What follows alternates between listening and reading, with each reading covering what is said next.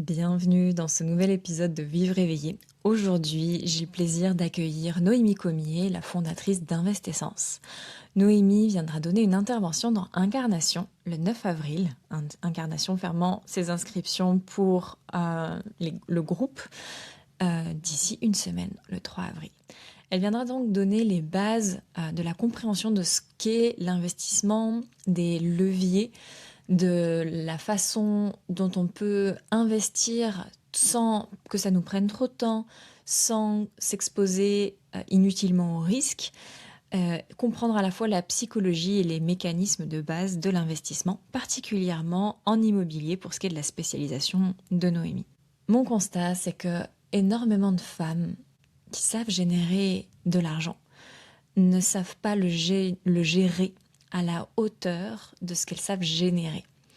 Il y a encore énormément de freins, de tabous lorsqu'on est une femme pour investir, et investir comporte certes des risques, mais aussi beaucoup de privilèges et de liberté quand on sait simplement quelques mécanismes simples. Aujourd'hui, Noémie nous offre une présentation de ce qu'est l'investissement, de ce qu'est Investessence, nous offre la présentation aussi d'une jeune femme pour qui la valeur liberté est vraiment importante.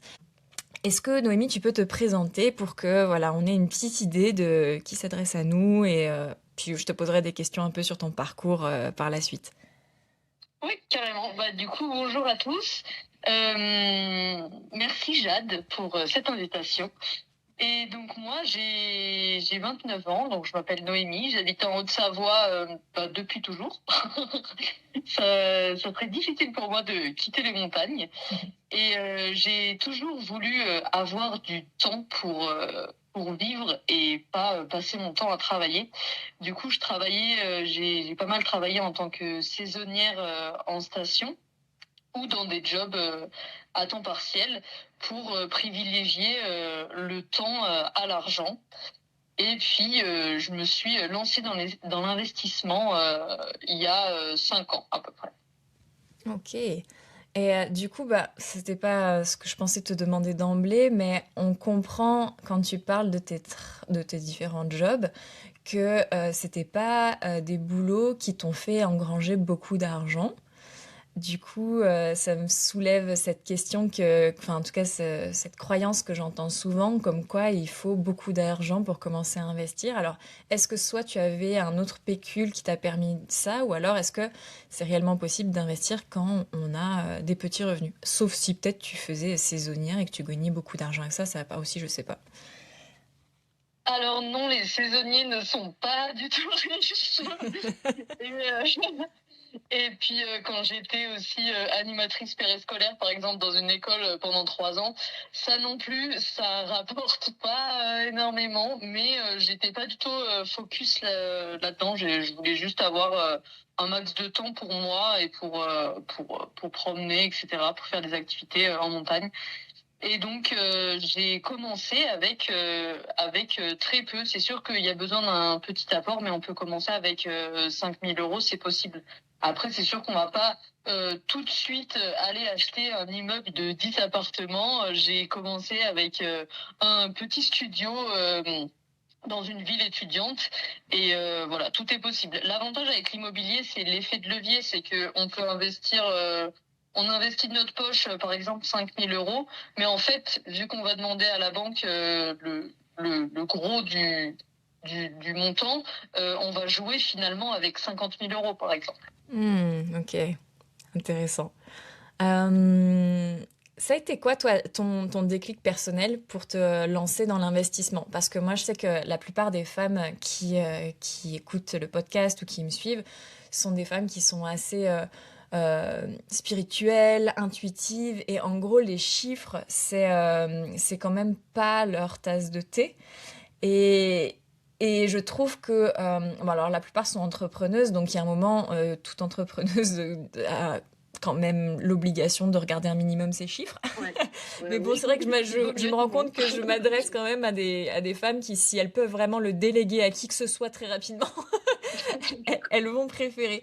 Mais par contre, je sais elles ont aussi beaucoup de puissance quand elles vont trouver du sens à faire telle ou telle chose. Et c'est là que je trouve que quand même les femmes, on peut avoir des watts. C'est si ça fait sens, alors ok, Ouais. je veux bien y aller. Du coup, toi, ça a été quoi ton déclic, même si t'es peut-être pas forcément parmi ces femmes que je décris, qu'est-ce qui s'est passé pour toi? Bah, dans l'investissement, on parle souvent de son pourquoi. C'est le truc qui va te motiver quoi qu'il arrive, même si tu es dans la plus grosse des galères, tu sais pourquoi tu le fais. Et c'est vraiment ta motivation à toute épreuve. Mais moi, en fait, je me suis... Enfin, j'avais toujours ce truc de la liberté du temps. Ça, je l'ai vraiment toujours eu. Et un été, en haut de mon télécabine en surveillance, je lisais le livre Père riche, Père pauvre, que je conseille vraiment à Mm, tout le monde. Et carrément. dans ce livre, Robert Kiyosaki, donc l'auteur, il explique de façon super simple, avec même des schémas, et vraiment c'est très vulgarisé, le monde de l'investissement, la notion d'actif, passif, et surtout il parle de la liberté financière. Donc moi, dans ce mot, je vois liberté, et tout de suite je me dis c'est super.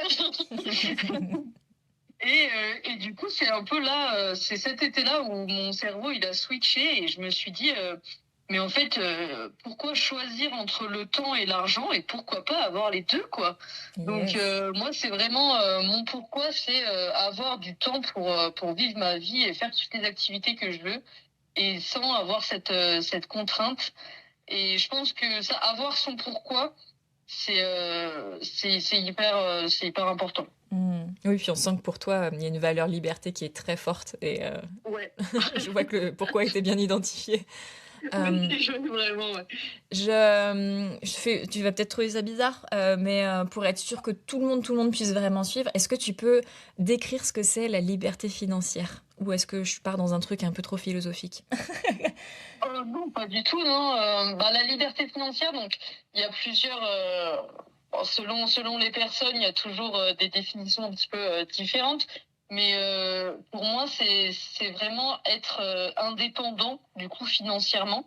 Donc ne pas avoir besoin de donner son temps contre de l'argent. Mm. Et du coup, là, on entre dans la notion de revenu passif ou semi-passif, puisque finalement, l'immobilier, même si enfin, le temps qu'on y passe est décorrélé des revenus qu'on gagne, il y a quand même des petites gestions à faire par-ci, par-là. Oui, il faut faire des Et choses, du quoi. coup, c'est vraiment se libérer du temps, tout en gagnant quand même de l'argent pour pouvoir vivre, quoi. C'est Mm. décorréler son temps de travail avec les montants, enfin les revenus qu'on peut avoir. Hmm. Ah, super. Je pense que ça parle vraiment beaucoup aux entrepreneuses dans le sens où il y a un moment, enfin, on est tout été éduqués à l'école à être des salariés, donc à Et vendre oui, c'est notre ça. temps contre de l'argent. Et souvent, les entrepreneuses qui débutent continuent parce qu'on a tendance à croire que c'est la seule façon de gagner de l'argent. Et puis, Et bah, oui, il faut finalement, travailler dur pour bien gagner sa vie. exactement, pour être des bons soldats. Et finalement, bah, celles qui arrivent à passer un palier, un vrai palier d'expansion quoi, dans leur business, c'est celles qui ont compris qu'on pouvait décorréler le temps de l'argent. Et du coup, toi, Exactement. tu l'as comme presque même encore, je pense, amplifié parce que de ce que je comprends de l'investissement, au plus ça grandit, au plus ça peut aussi ne pas être géré par toi et générer de plus Oui, en plus c'est d'argent. exponentiel en fait. Ouais. Mm. D'ailleurs, à tel point que j'ai réalisé ça plutôt il y a un an ou deux, assez récemment, de me dire, mais la liberté financière, c'est aussi avoir tellement d'argent que on peut plus t'imposer de choses au-delà du temps Oui, contre l'argent. C'est que vraiment les grandes fortunes, elles peuvent faire ce qu'elles veulent. Elles mettent oui, oui. des billets sur la table et du coup, il y a plein de contraintes. Moi, il y a après, on part un peu loin, mais des choses sur lesquelles je suis pas forcément d'accord dans comment l'État va gérer ou demander de faire certaines choses qui vont pas dans le sens de mes valeurs. Et je me disais, ah, Oui. mais le jour où tu as tellement d'argent, t'achètes ça et c'est chez toi et puis voilà. Oui, parce que même la liberté, en fait, le choix de, t'as un job qui te rend mal, et ben t'as le choix de démissionner, et soit Mm, d'arrêter de travailler, ou soit de de trouver un autre job sans avoir cette crainte-là. Tu as le choix de prendre ce que tu veux aux courses.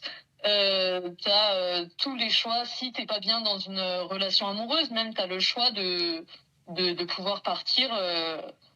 Ça, c'est de la liberté aussi, de pouvoir partir sans te dire où c'est que je vais, comment je vais faire financièrement, etc. Mm. C'est tous ces choix-là, quoi. Ouais, c'est peut-être là, c'est une des questions que je voulais te poser, c'était peut-être là où on touche aussi à un point particulier pour les femmes, parce qu'à notre époque, on a beau être quand même beaucoup plus libre qu'avant, il y a quand même un peu ce schéma qui peut rester de l'homme qui va plus rapporter de revenus, ne serait-ce que s'il y a Et eu une oui, ouais. grossesse ou je ne sais quoi. Et c'est vrai que, ben, il y a cet endroit-là, et puis il y a l'endroit que tu parlais du travail, où en fait, où on peut plus vraiment, ou en tout cas beaucoup moins, faire pression Oui, sur toi. C'est plus l'argent qui dirige ta vie. Paradoxalement, il faut lui vouer un peu de temps, et puis en fait, après, c'est plus lui qui dirige ta vie. c'est ça, ouais. Au début, il faut vraiment se faire très copain-copain avec lui. Et après, c'est bon, tu l'éduques, en fait, et puis après, il vole de ses propres ailes. Hmm, c'est pas mal. Qu'est-ce que t'aimerais, toi, que chaque femme puisse prendre conscience ou savoir au sujet de l'investissement? Euh, Qu'elles sont tout autant légitimes que les hommes pour investir.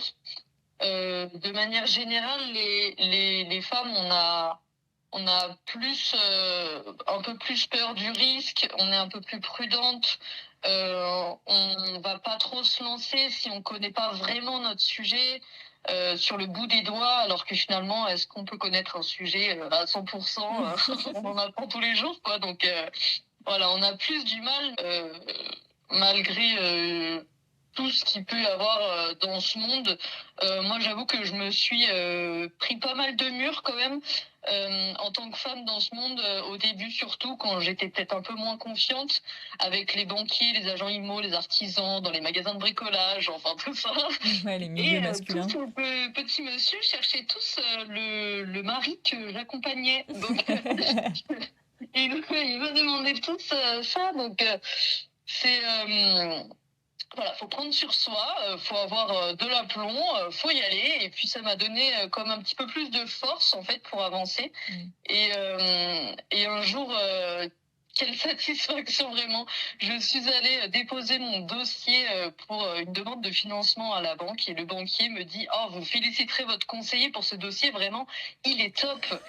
Et je l'ai regardé vraiment avec aplomb et je lui ai dit «Merci monsieur, c'est moi qui ai fait le montage financier et le dossier». Et là, il m'a regardé la bouche ouverte. Et ça, c'était très satisfaisant. Donc franchement, faut y aller, faut les choquer en 2026, là, c'est bon. Les femmes entrent dans l'investissement.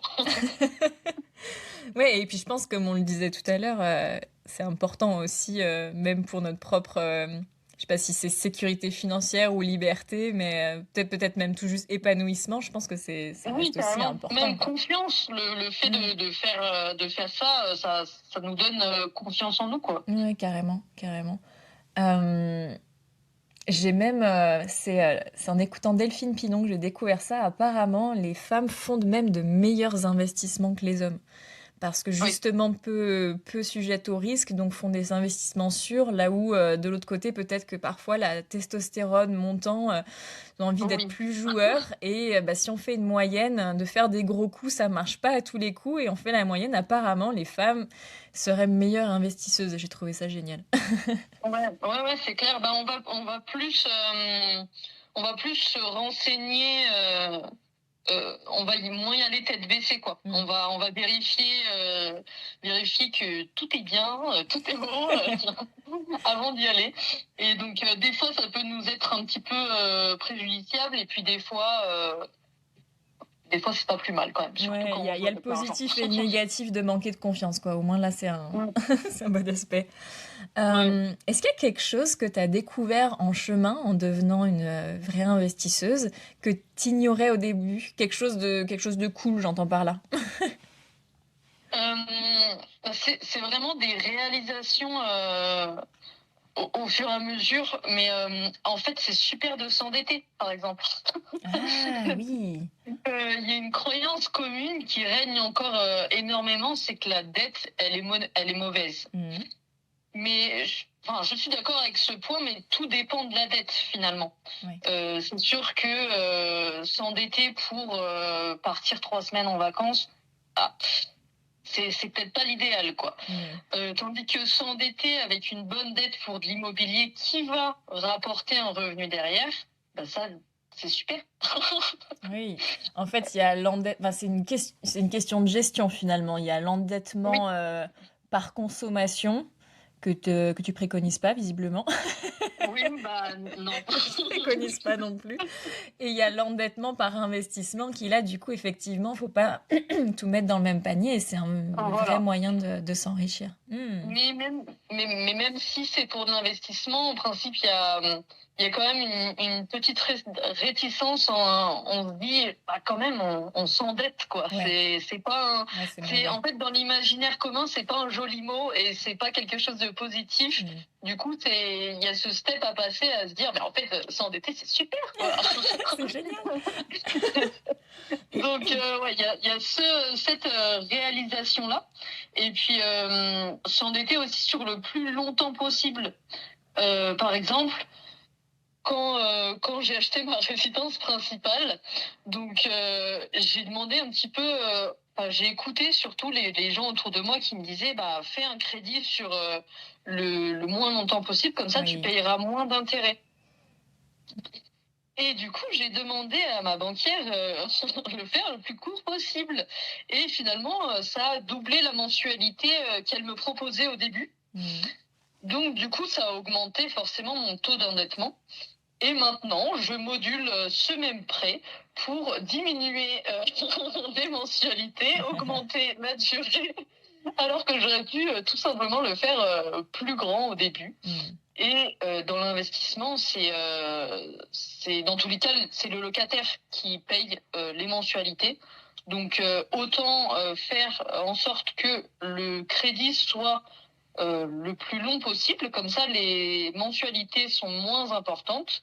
Et du coup, la différence entre le loyer que tu perçois et les mensualités que tu payes, elle est plus importante. Et du coup, c'est du cash, c'est plus de cash dans ta poche tous les mois, quoi. Mm, mm. Donc franchement, s'endetter, c'est super.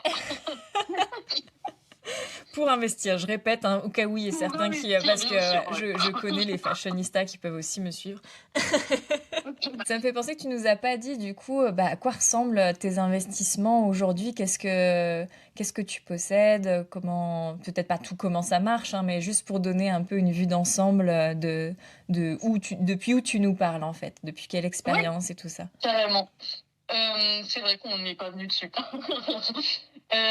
Du coup, moi, j'ai donc ma résidence principale que j'ai achetée en sachant, pardon, qu'on allait rester peu, et du coup, j'ai voulu faire un, un bon coup sur ce premier appartement. Donc pour donner une idée, on est pas loin de la frontière de Genève, donc je savais que c'est un endroit qui n'allait clairement pas perdre de valeur, et même l'inverse, bien en prendre. Donc on l'a acheté 95 000 euros et on va certainement le revendre du coup cette année dans les 200 000 euros. Yes. Donc c'est une première opération d'achat-revente réussie, je pense. Ça a l'air. Donc voilà, ça a été mon premier. Je me suis dit, j'achète ma résidence principale, oui, mais c'est pas que pour y habiter, quoi. C'est pour faire une opération et pour faire quelque chose qui va me donner un petit moyen de rebondir juste après. Mm.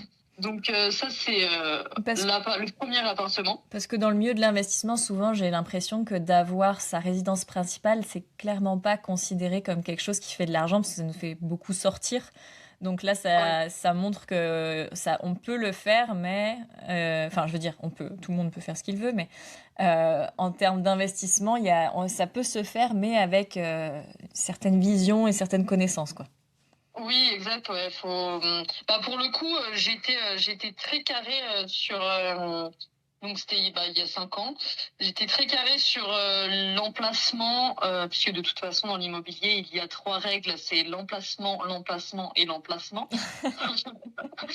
Et donc sur le potentiel de l'appartement, ce qu'on pouvait faire avec quelques travaux, l'amélioration, l'emplacement, etc.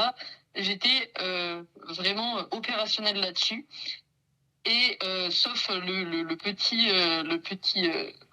hic, c'est que du coup j'ai fait un crédit sur vraiment pas longtemps, donc Ouais. on le repousse petit à petit, puisque en plus il y a 5 ans, oui, les taux de crédit étaient à 0,9%.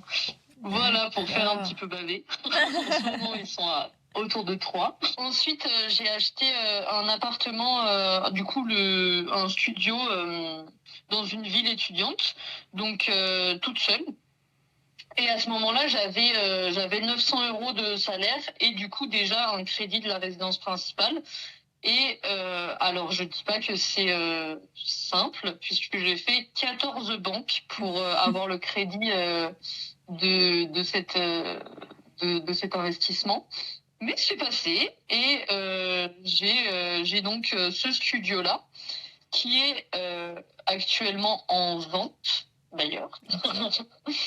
Et après, on a acheté, donc il y a eu quelques projets qui n'ont pas abouti, mais on a acheté un immeuble, donc on appelle ça un immeuble de rapport. C'est à partir de 2 appartements finalement. Ok. Une maison découpée en deux avec deux appartements, ça s'appelle un immeuble de rapport. Ok. Donc là, il y a 3 lots, dont 2 appartements qui sont déjà loués et un qui, des travaux ont fini la semaine dernière. Donc ce week-end, demain d'ailleurs, on va aménager l'appartement pour monter quelques meubles et le mettre en location. Donc on aura ces 3 appartements-là loués. Et on a également acheté une laverie automatique, donc un fonds de commerce. On n'est pas propriétaire des murs, paye le loyer, mais on a le fonds de commerce de laverie automatique. Ok. Et voilà. Super. Et ça, c'est une question que on m'a souvent évoquée pendant les coachings, c'est mais est-ce que c'est sûr? Parce que je pense que le plus gros frein pour les femmes, justement, disaient qu'elles avaient peu confiance en elles Oui. pour investir, bah, c'est j'ai peur de faire un mauvais choix et de perdre cet argent par rapport à mon épargne. Et ce qui me fait d'ailleurs rebondir, peut-être ça parlera à certaines, plus celles qui sont de la team à économiser, ce qui était mon cas, bon, ce qu'il est quand même encore. Ouais. Ce qui m'a pour ma part, moi, c'était, la valeur peut-être plus de sécurité. On voit que Noémie, c'était la liberté, moi, c'était plus la sécurité. Quand j'ai réalisé que laisser mon épargne sur mon livret A, en fait, je perdais de l'argent, c'est ce qui m'a suffisamment mobilisée pour dire: «Non, c'est mort!» et ce qui m'a fait me mettre, à l'investissement, également et oui, donc voilà, quel est ton avis, quel est ton regard sur le côté sûr ou pas de l'investissement? Déjà, on n'est pas tous logés à la même enseigne sur la notion de risque, puisque c'est quand même propre à chacun. Mmh. Mais moi, j'ai quand même, en fait, quand on prend un investissement, l'investissement immobilier, quand on regarde un petit peu de loin comme ça, en gros, on se dit, bon, les gens auront toujours besoin de se loger. Donc, si on fait un appartement juste un peu plus joli et pas insalubre, etc., parce que quand on regarde le parc de logements en location en France, je suis désolée, mais les appartements, on n'a pas envie d'y vivre, quoi. Mmh. Donc juste, on fait un appartement propre et joli, il se loue très facilement, et il y aura toujours des personnes qui veulent se loger. Après, il faut pas acheter à tous les prix. Et c'est pour ça que là, en fait, il faut simplement poser les chiffres, mais c'est des calculs assez simples finalement, juste à regarder le prix d'achat, regarder le prix du marché le potentiel prix à la location. Et je pense que pour se tromper, faut y aller. Ok.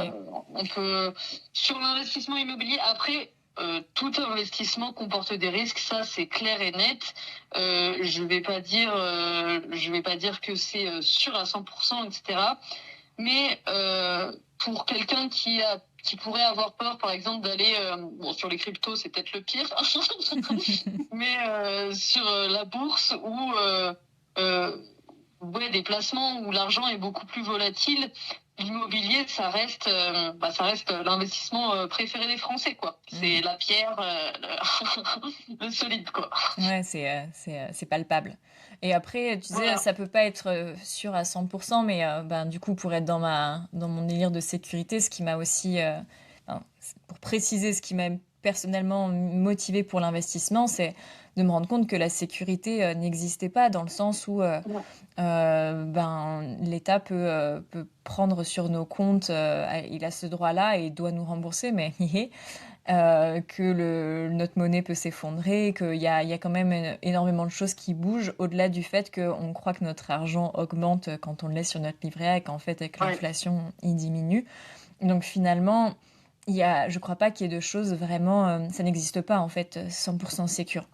Après, bien Non, entendu, après, il y dans a des choses l'investissement, des voilà, il y a investissements plus ou différents... moins Ouais, volatiles. À la voilà. limite, on peut prendre ce terme-là, où c'est quand même sur les crypto-monnaies, on peut avoir un moins 80% sur un appartement.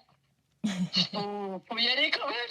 Faut vraiment que ça soit vraiment la merde pour que ça fasse moins 80%, quoi. Ouais, tout à fait. Et je pense que ce qui réduit fortement les risques aussi, c'est de se former. Parce qu'en t'entendant, finalement, dans Complètement. tes réponses, c'est que bah, tu comprends ce qu'il faut regarder, tu comprends les calculs qu'il faut faire. Et je crois que Mhm. le plus gros des risques, c'est d'être ignorant, finalement. Oui, oui, clairement. Mais surtout, ça peut aller vite, hein, finalement, avec les agents IMO qui peuvent vendre un truc avec... si on comprend pas un petit peu derrière les lignes, ils peuvent te faire passer des petits trucs qui peuvent vraiment embêter par la suite.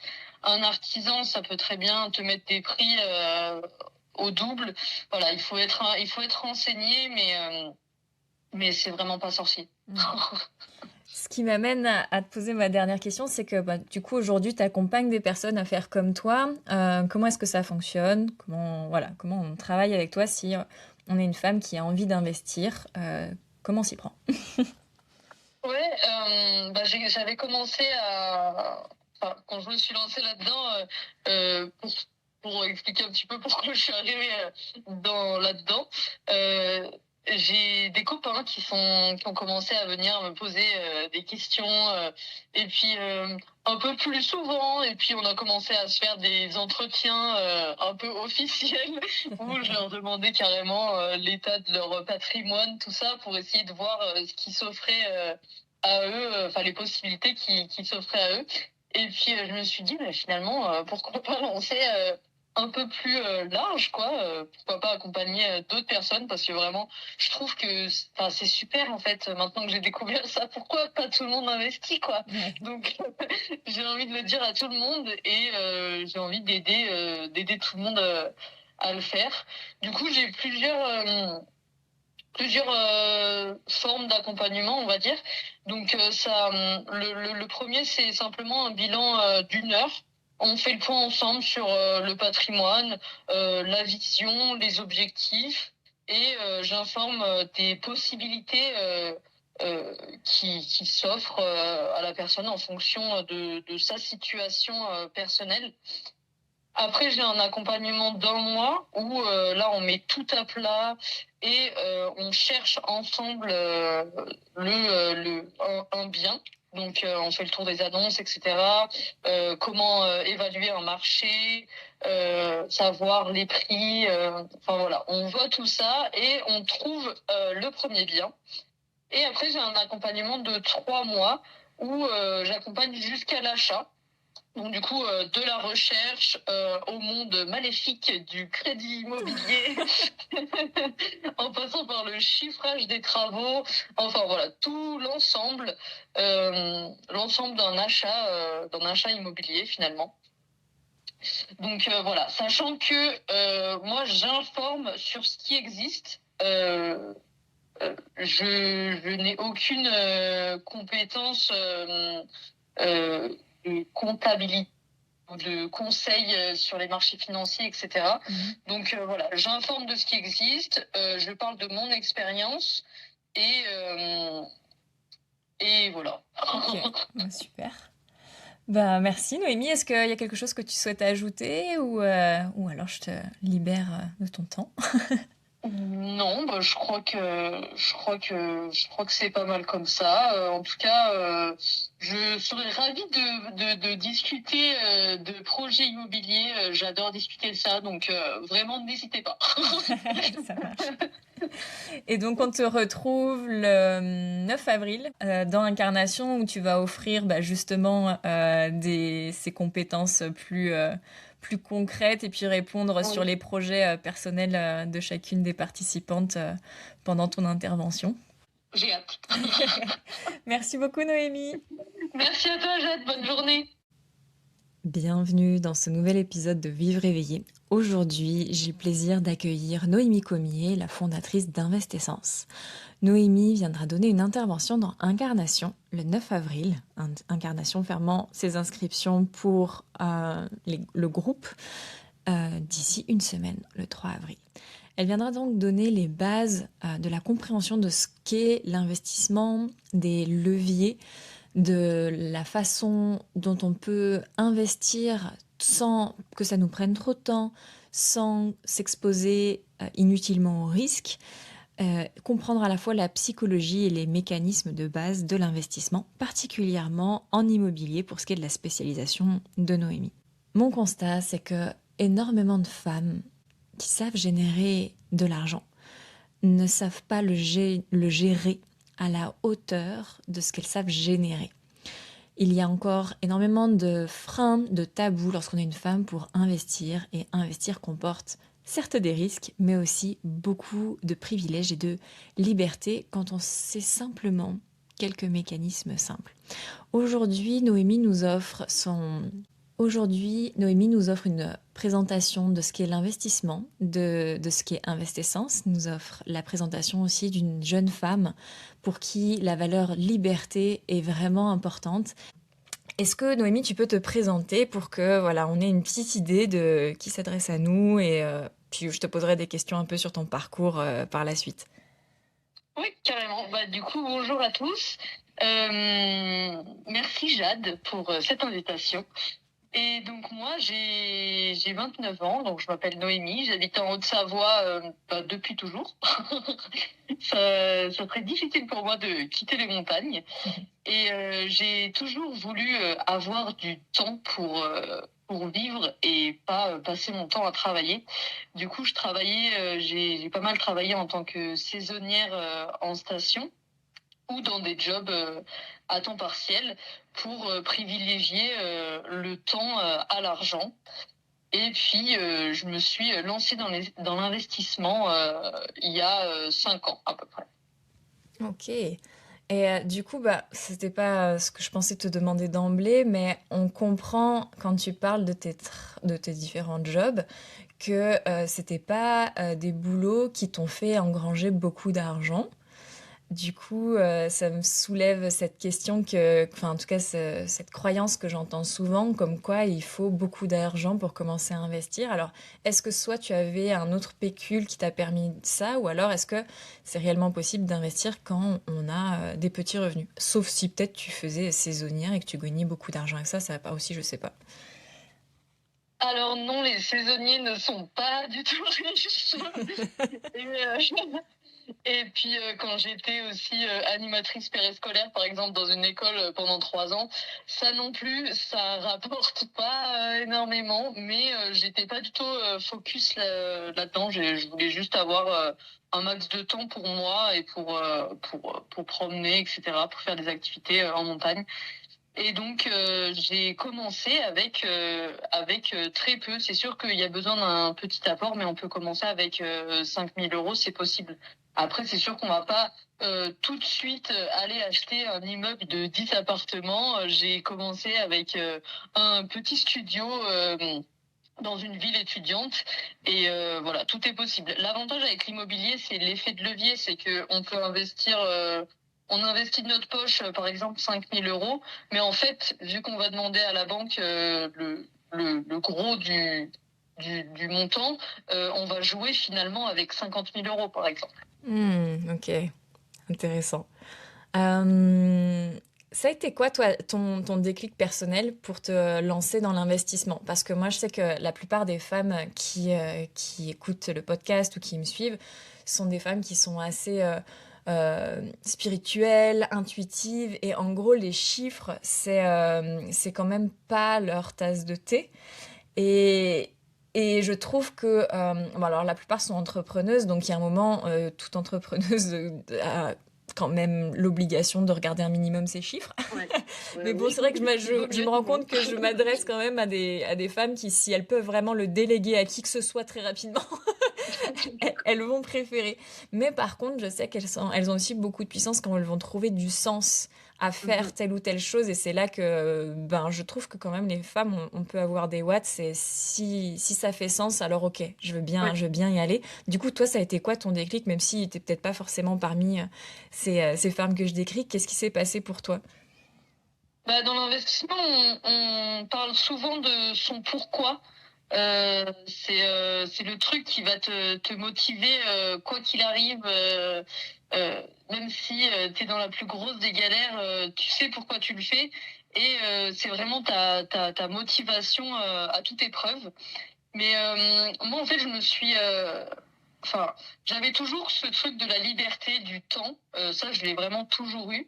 Et un été, en haut de mon télécabine en surveillance, je lisais le livre Père riche, Père pauvre, que je conseille vraiment à Mm, tout le monde. Et carrément. dans ce livre, Robert Kiyosaki, donc l'auteur, il explique de façon super simple, avec même des schémas, et vraiment c'est très vulgarisé, le monde de l'investissement, la notion d'actif, passif, et surtout il parle de la liberté financière. Donc moi, dans ce mot, je vois liberté, et tout de suite je me dis c'est super. Et du coup, c'est un peu là, c'est cet été-là où mon cerveau il a switché, et je me suis dit, mais en fait, pourquoi choisir entre le temps et l'argent, et pourquoi pas avoir les deux, quoi. Donc Yes. moi, c'est vraiment mon pourquoi, c'est avoir du temps pour vivre ma vie et faire toutes les activités que je veux, et sans avoir cette contrainte. Et je pense que ça, avoir son pourquoi, c'est hyper important. Oui, puis on sent que pour toi, il y a une valeur liberté qui est très forte et Ouais. je vois que le pourquoi était bien identifié. Oui, Euh, vraiment, ouais. tu vas peut-être trouver ça bizarre, mais pour être sûr que tout le monde puisse vraiment suivre, est-ce que tu peux décrire ce que c'est la liberté financière? Ou est-ce que je pars dans un truc un peu trop philosophique? Non, pas du tout, non. Bah, la liberté financière, donc, il y a plusieurs. Bon, selon les personnes, il y a toujours des définitions un petit peu différentes. Mais pour moi, c'est vraiment être indépendant, du coup, financièrement. Donc, ne pas avoir besoin de donner son temps contre de l'argent. Hmm. Et du coup, là, on entre dans la notion de revenu passif ou semi-passif, puisque finalement, l'immobilier, même si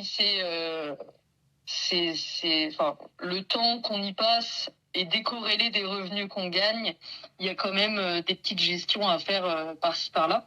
Oui, il faut faire des Et choses, du quoi. coup, voilà, c'est vraiment se libérer du temps, tout en gagnant quand même de l'argent pour pouvoir vivre, quoi. C'est Hmm. décorréler son temps de travail avec les montants, enfin les revenus qu'on peut avoir. Hmm. Ah, super. Je pense que ça parle vraiment beaucoup aux entrepreneuses dans le sens Oui, où il y a un moment, enfin, on est toutes été éduquées à l'école à être des salariés, donc à eh vendre oui, notre c'est ça. temps contre de l'argent. Et souvent, les entrepreneuses qui débutent continuent parce qu'on a tendance à croire que c'est la seule façon de gagner de l'argent. Et puis, Et bah, oui, il faut finalement, travailler dur pour bien gagner sa vie. exactement, pour être des bons soldats. Et finalement, bah, celles qui arrivent à passer un palier, un vrai palier d'expansion quoi, dans leur business, c'est celles qui ont compris qu'on pouvait décorréler le temps de l'argent. Et du coup, toi, Exactement. tu l'as comme presque même encore, je pense, amplifié parce que de ce que je comprends de l'investissement, au plus ça grandit, au plus ça peut aussi ne pas être géré par toi et générer de plus en Oui, plus bah, c'est d'argent. exponentiel en fait. Ouais. Mm. D'ailleurs, à tel point que j'ai réalisé ça plutôt il y a 1 an ou 2, assez récemment, de me dire, mais la liberté financière, c'est aussi avoir tellement d'argent que on peut plus t'imposer de choses au-delà du temps Oui, contre l'argent. C'est que ben, vraiment les grandes fortunes, elles peuvent faire ce qu'elles veulent. Elles mettent oui, oui. des billets sur la table et du coup, il y a plein de contraintes. Moi, il y a après, on part un peu loin, mais des choses sur lesquelles je suis pas forcément d'accord dans comment l'État va gérer ou demander de faire certaines choses qui vont pas dans le sens de mes valeurs. Et je me disais, ah, Oui. mais le jour où tu as tellement d'argent, t'achètes ça et c'est chez toi et puis voilà. Oui, et puis même la liberté, en fait, le choix de, t'as un job qui te rend mal, et ben t'as le choix de démissionner et soit Mm. d'arrêter de travailler ou soit de, de trouver un autre job sans avoir cette crainte-là. T'as le choix de prendre ce que tu veux aux courses. T'as tous les choix. Si t'es pas bien dans une relation amoureuse, même t'as le choix de pouvoir partir. Ça, c'est de la liberté aussi, de pouvoir partir sans te dire où c'est que je vais, comment je vais faire financièrement, etc. Mm. C'est tous ces choix-là, quoi. Ouais, c'est peut-être là, c'est une des questions que je voulais te poser, c'est peut-être là où on touche aussi à un point particulier pour les femmes, parce qu'à notre époque, on a beau être quand même beaucoup plus libre qu'avant, il y a quand même un peu ce schéma qui peut rester de l'homme qui va plus rapporter de revenus, ne serait-ce que s'il y a Et eu une oui, ouais. grossesse ou je ne sais quoi. Et c'est vrai que, ben, il y a cet endroit-là, et puis il y a l'endroit, tu parlais du travail, où en fait, où on peut plus vraiment, ou en tout cas beaucoup moins, faire pression Oui, sur toi. C'est plus l'argent qui dirige ta vie. Paradoxalement, il faut lui vouer un peu de temps, et puis en fait, après, c'est plus lui qui dirige ta vie. c'est ça, ouais. Au début, il faut vraiment se faire très copain-copain avec lui. Et après, c'est bon, tu l'éduques, en fait. Et puis après, il vole de ses propres ailes. Hmm, c'est pas mal. Qu'est-ce que t'aimerais, toi, que chaque femme puisse prendre conscience ou savoir au sujet de l'investissement? Euh, Qu'elles sont tout autant légitimes que les hommes pour investir. De manière générale, les femmes, on a plus, un peu plus peur du risque, on est un peu plus prudente, on va pas trop se lancer si on connaît pas vraiment notre sujet sur le bout des doigts, alors que finalement, est-ce qu'on peut connaître un sujet à 100% On en apprend tous les jours, quoi. Donc voilà, on a plus du mal, malgré tout ce qu'il peut y avoir dans ce monde. Moi, j'avoue que je me suis pris pas mal de murs quand même en tant que femme dans ce monde, au début surtout, quand j'étais peut-être un peu moins confiante avec les banquiers, les agents IMO, les artisans, dans les magasins de bricolage, enfin tout ça. Ouais, les Et milieux tous masculins. ces petits monsieur cherchaient tous le mari que j'accompagnais. Donc, ils me demandaient tous ça. Donc, c'est... voilà, faut prendre sur soi, faut avoir de l'aplomb, faut y aller. Et puis ça m'a donné comme un petit peu plus de force en fait pour avancer. Mm. Et un jour, quelle satisfaction vraiment. Je suis allée déposer mon dossier pour une demande de financement à la banque et le banquier me dit «Oh, vous féliciterez votre conseiller pour ce dossier, vraiment, il est top». Et je l'ai regardé vraiment avec aplomb et je lui ai dit «Merci monsieur, c'est moi qui ai fait le montage financier et le dossier». Et là, il m'a regardé la bouche ouverte. Et ça, c'était très satisfaisant. Donc franchement, faut y aller, faut les choquer en 2026, là, c'est bon. Les femmes entrent dans l'investissement. Ouais, et puis je pense, comme on le disait tout à l'heure, c'est important aussi, même pour notre propre, je sais pas si c'est sécurité financière ou liberté, mais peut-être même tout juste épanouissement. Je pense que ça Oui, reste aussi carrément. important, Même quoi. confiance, le fait Mm. de faire ça, ça nous donne confiance en nous, quoi. Ouais, carrément, carrément. Euh, J'ai même, c'est en écoutant Delphine Pinon que j'ai découvert ça. Apparemment, les femmes font de même de meilleurs investissements que les hommes. Parce que Oui, justement peu sujettes au risque, donc font des investissements sûrs, là où de l'autre côté, peut-être que parfois la testostérone montant, ont envie d'être oui. plus joueurs. Et bah, si on fait une moyenne, de faire des gros coups, ça marche pas à tous les coups. Et on fait la moyenne, apparemment, les femmes seraient meilleures investisseuses. J'ai trouvé ça génial. Ouais, c'est clair. Ben, on va plus se renseigner. On va moins y aller tête baissée, quoi. Mm. On va vérifier que tout est bien, tout est bon avant d'y aller. Et donc des fois ça peut nous être un petit peu préjudiciable, et puis des fois c'est pas plus mal quand même, surtout Ouais, quand il y on a, il y joue a le avec l'argent. positif et le négatif de manquer de confiance, quoi. Au moins là, c'est un, Ouais. c'est un bon aspect. Ouais. Est-ce qu'il y a quelque chose que tu as découvert en chemin en devenant une vraie investisseuse que tu ignorais au début? Quelque chose de cool, j'entends par là. C'est vraiment des réalisations au fur et à mesure, mais en fait c'est super de s'endetter, par exemple. Ah oui. Il y a une croyance commune qui règne encore énormément, c'est que la dette, elle est mauvaise. Mhm. Mais enfin, je suis d'accord avec ce point, mais tout dépend de la dette finalement. Ouais. C'est sûr que s'endetter pour partir 3 semaines en vacances, ah, c'est peut-être pas l'idéal, quoi. Mhm. Tandis que s'endetter avec une bonne dette pour de l'immobilier qui va rapporter un revenu derrière, bah ça, c'est super. Oui.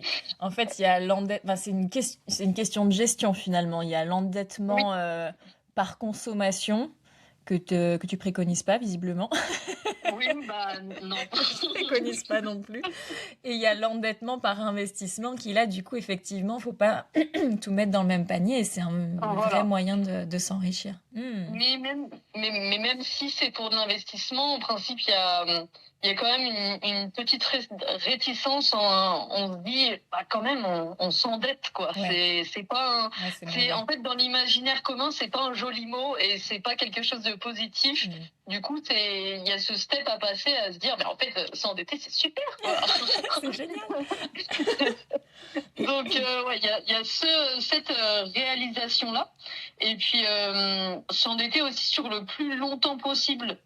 Par exemple, quand j'ai acheté ma résidence principale, donc j'ai demandé un petit peu, enfin, j'ai écouté surtout les gens autour de moi qui me disaient, bah, fais un crédit sur le moins longtemps possible, comme ça tu Oui. payeras moins d'intérêts. Et du coup, j'ai demandé à ma banquière de le faire le plus court possible. Et finalement, ça a doublé la mensualité qu'elle me proposait au début. Hmm. Donc, du coup, ça a augmenté forcément mon taux d'endettement. Et maintenant, je module ce même prêt pour diminuer les mensualités, augmenter la durée, alors que j'aurais pu tout simplement le faire plus grand au début. Hmm. Et dans l'investissement, c'est dans tous les cas, c'est le locataire qui paye les mensualités. Donc autant faire en sorte que le crédit soit le plus long possible, comme ça les mensualités sont moins importantes. Et du coup, la différence entre le loyer que tu perçois et les mensualités que tu payes, elle est plus importante. Et du coup, c'est du cash, c'est plus de cash dans ta poche tous les mois, quoi. Hmm. Hmm. Donc franchement, s'endetter, c'est super. Pour investir, je répète, hein, au cas où il y a Pour certains qui... investir, parce que bien sûr, ouais. je connais les fashionistas qui peuvent aussi me suivre. Ça me fait penser que tu nous as pas dit du coup bah, à quoi ressemblent tes investissements aujourd'hui, qu'est-ce que tu possèdes, comment peut-être pas tout comment ça marche, hein, mais juste pour donner un peu une vue d'ensemble depuis où tu nous parles en fait, depuis quelle Oui, expérience et tout ça. carrément. C'est vrai qu'on n'est pas venu dessus. Du coup, moi, j'ai donc ma résidence principale que j'ai achetée en sachant, pardon, qu'on allait rester peu, et du coup, j'ai voulu faire un bon coup sur ce premier appartement. Donc pour donner une idée, on est pas loin de la frontière de Genève, donc je savais que c'est un endroit qui n'allait clairement pas perdre de valeur. et même l'inverse, bien en prendre. Donc, on l'a acheté 95 000 euros et on va certainement le revendre du coup cette année dans les 200 000 euros. Yes. Donc, c'est une première opération d'achat-revente réussie, je pense. Ça a l'air. Donc, voilà, ça a été mon premier. Je me suis dit, j'achète ma résidence principale, oui, mais c'est pas que pour y habiter, quoi. C'est pour faire une opération et pour faire quelque chose qui va me donner un petit moyen de rebondir juste après. Donc ça, c'est le premier appartement. Parce que dans le milieu de l'investissement, souvent, j'ai l'impression que d'avoir sa résidence principale, c'est clairement pas considéré comme quelque chose qui fait de l'argent, parce que ça nous fait beaucoup sortir. Donc là, ça montre que on peut le faire, mais... Enfin, je veux dire, tout le monde peut faire ce qu'il veut, mais en termes d'investissement, ça peut se faire, mais avec certaines visions et certaines connaissances, quoi. Oui, exact. Ouais, pour le coup, j'étais très carré sur. Donc c'était il y a 5 ans. J'étais très carré sur l'emplacement, puisque de toute façon dans l'immobilier il y a 3 règles, c'est l'emplacement, l'emplacement et l'emplacement. Et donc sur le potentiel de l'appartement, ce qu'on pouvait faire avec quelques travaux, l'amélioration, l'emplacement, etc. J'étais vraiment opérationnelle là-dessus. Et sauf le petit hic, c'est que du coup j'ai fait un crédit sur vraiment pas longtemps, donc on le repousse petit à petit, puisque en plus il y a 5 ans, oui, les taux de crédit étaient à 0,9%. Voilà, pour faire un petit peu baver. En ce moment ils sont autour de 3. Ensuite, j'ai acheté un appartement, du coup un studio dans une ville étudiante, donc toute seule. Et à ce moment-là, j'avais 900 euros de salaire et du coup déjà un crédit de la résidence principale. Et alors, je dis pas que c'est simple, puisque j'ai fait 14 banques pour avoir le crédit de cet investissement. Mais c'est passé et j'ai donc ce studio-là qui est actuellement en vente, d'ailleurs. Et après, on a acheté, donc il y a eu quelques projets qui n'ont pas abouti, mais on a acheté un immeuble. Donc on appelle ça un immeuble de rapport. C'est à partir de 2 appartements finalement. Okay. Une maison découpée en 2 avec deux appartements, ça s'appelle un immeuble de rapport. Okay. Donc là, il y a 3 lots, dont 2 appartements qui sont déjà loués et un qui, les travaux ont fini la semaine dernière. Donc ce week-end, demain d'ailleurs, on va aménager l'appartement pour monter quelques meubles et le mettre en location. Donc on aura ces 3 appartements-là loués. Et on a également acheté une laverie automatique, donc un fonds de commerce. On n'est pas propriétaire des murs, paye le loyer, mais on a le fonds de commerce de laverie automatique. Ok. Et voilà. Super. Et ça, c'est une question qu'on m'a souvent évoquée pendant les coachings, mais est-ce que c'est sûr? Parce que je pense que le plus gros frein pour les femmes, justement, disaient qu'elles avaient peu confiance en elles pour investir, c'est j'ai peur de faire un mauvais choix et de perdre cet argent par rapport à mon épargne. Et ce qui me fait d'ailleurs rebondir, peut-être ça parlera à certaines, plus celles qui sont de la team à économiser, ce qui était mon cas, ce qu'il est quand même encore. Ce qui m'a, pour ma part, moi, c'était la valeur peut-être plus de sécurité. On voit que Noémie, c'était la liberté. Moi, c'était plus la sécurité. Quand j'ai réalisé que laisser mon épargne sur mon livret A, en fait, je perdais de l'argent, c'est ce qui m'a suffisamment mobilisée pour dire non, c'est mort. Et ce qui m'a fait me mettre à l'investissement également. Et oui, donc voilà, quel est ton avis, quel est ton regard sur le côté sûr ou pas de l'investissement? Déjà, on n'est pas tous logés à la même enseigne sur la notion de risque, puisque c'est quand même propre à chacun. Mais moi, j'ai quand même, en fait, quand on prend un investissement, l'investissement immobilier, quand on regarde un petit peu de loin comme ça, en gros, on se dit, bon, les gens auront toujours besoin de se loger. Donc, si on fait un appartement juste un peu plus joli et pas insalubre, etc. Parce que quand on regarde le parc de logements en location en France, je suis désolée, mais les appartements, on n'a pas envie d'y vivre, quoi. Donc juste, on fait un appartement propre et joli, il se loue très facilement, et il y aura toujours des personnes qui veulent se loger. Après, il faut pas acheter à tous les prix. Et c'est pour ça que là, en fait, il faut simplement poser les chiffres, mais c'est des calculs assez simples finalement, juste à regarder le prix d'achat, regarder le prix du marché, le potentiel prix à la location. Et je pense que pour se tromper, faut y aller. Ok. On peut, sur l'investissement immobilier, après, tout investissement comporte des risques, ça c'est clair et net. Je vais pas dire que c'est sûr à 100%, etc. Mais pour quelqu'un qui pourrait avoir peur, par exemple, d'aller, sur les cryptos, c'est peut-être le pire, mais sur la bourse ou des placements où l'argent est beaucoup plus volatile, l'immobilier, ça reste l'investissement préféré des Français, quoi. C'est la pierre, le solide, quoi. Ouais, c'est palpable.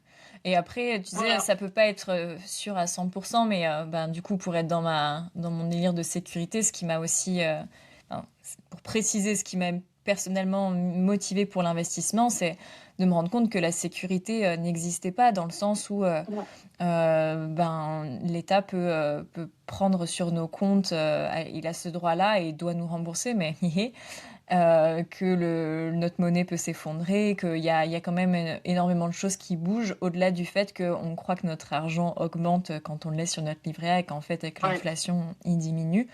Donc finalement, je crois pas qu'il y ait de choses vraiment, ça n'existe pas en fait 100% sécure. Après, bien entendu, il y dans a des choses, l'investissement, des il y a investissements plus ou différents. moins volatiles. Ouais, À la voilà. limite, on peut prendre ce terme-là, où c'est quand même sur les crypto-monnaies, on peut avoir un moins 80% sur un appartement. Faut y aller quand même. Faut vraiment que ça soit vraiment la merde pour que ça fasse moins 80%, quoi. Ouais, tout à fait. Et je pense que ce qui réduit fortement les risques aussi, c'est de se former. Parce qu'en t'entendant, finalement, dans tes réponses, c'est que tu comprends ce qu'il faut regarder, tu comprends les calculs qu'il faut faire. Et je crois que le plus gros des risques, c'est d'être ignorant, finalement. Oui, clairement. Surtout, ça peut aller vite, hein, finalement, avec les agents IMO qui peuvent vendre un truc avec... si on comprend pas un petit peu derrière les lignes, ils peuvent te faire passer des petits trucs qui peuvent vraiment embêter par la suite. Un artisan, ça peut très bien te mettre des prix au double. Voilà, il faut être renseigné, mais c'est vraiment pas sorcier. Ce qui m'amène à te poser ma dernière question, c'est que du coup aujourd'hui tu accompagnes des personnes à faire comme toi. Comment est-ce que ça fonctionne? Comment on travaille avec toi si on est une femme qui a envie d'investir? Comment on s'y prend? Ouais, j'avais commencé quand je me suis lancée là-dedans, pour expliquer un petit peu pourquoi je suis arrivée là-dedans. J'ai des copains qui ont commencé à venir me poser des questions, et puis un peu plus souvent, et puis on a commencé à se faire des entretiens un peu officiels où je leur demandais carrément l'état de leur patrimoine, tout ça, pour essayer de voir ce qui s'offrait à eux, les possibilités qui s'offraient à eux. Et puis je me suis dit, finalement, pourquoi pas lancer un peu plus large, quoi. Pourquoi pas accompagner d'autres personnes, parce que vraiment, je trouve que c'est super en fait. Maintenant que j'ai découvert ça, pourquoi pas tout le monde investit, quoi. Ouais. Donc j'ai envie de le dire à tout le monde et j'ai envie d'aider tout le monde à le faire. Du coup, j'ai plusieurs formes d'accompagnement, on va dire. Donc le premier, c'est simplement un bilan d'1 heure. On fait le point ensemble sur le patrimoine, la vision, les objectifs, et j'informe des possibilités qui s'offrent à la personne en fonction de sa situation personnelle. Après, j'ai un accompagnement d'1 mois où là, on met tout à plat et on cherche ensemble un bien. Donc, on fait le tour des annonces, etc. Comment évaluer un marché, savoir les prix. Enfin voilà, on voit tout ça et on trouve le premier bien. Et après, j'ai un accompagnement de 3 mois où j'accompagne jusqu'à l'achat. Donc du coup, de la recherche au monde maléfique du crédit immobilier, en passant par le chiffrage des travaux, enfin voilà, tout l'ensemble d'un achat immobilier finalement. Donc voilà, sachant que moi j'informe sur ce qui existe. Je n'ai aucune compétence de comptabilité ou de conseils sur les marchés financiers, etc.